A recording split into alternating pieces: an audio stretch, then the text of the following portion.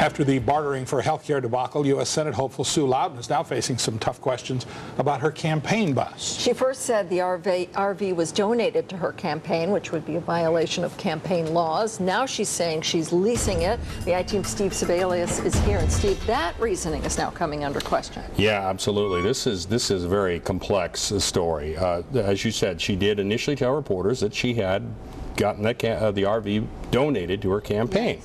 But the campaign later produced a lease agreement that showed they were paying for it. The dollar amounts were redacted, however, so we don't know if that's a fair market price. Further complicating the story, the owners of the RV listed its use by Lowden as an in-kind donation to her campaign and listed her on the vehicle's title, which legally means she's a co-owner.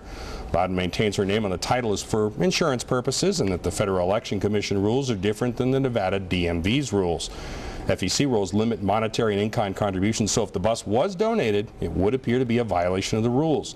Now, Lowden's campaign maintains they have no ownership of the bus, say the story is merely ginned up by political opponents Danny Tarkanian and Harry Reid.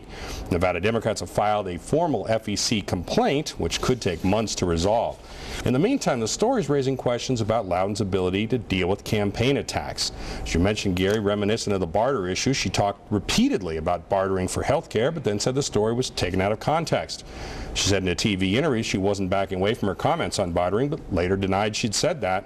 The campaign tried to explain today that she was trying to say she never endorsed bartering as an official position, but at best that explanation gets lost in translation. So I guess this incident and cumulatively, how much does this hurt her campaign? I think it could have an effect on her campaign only because people are talking about Lowden and violations of FEC rules, and Lowden seems to have kind of an ability to make the story continue for days, if not weeks, by these varying explanations, whether or not it was a lease or whether or not it was a purchase. So I think we'll be seeing about it for a while. Okay. Steve, thanks. Thank you. Steve.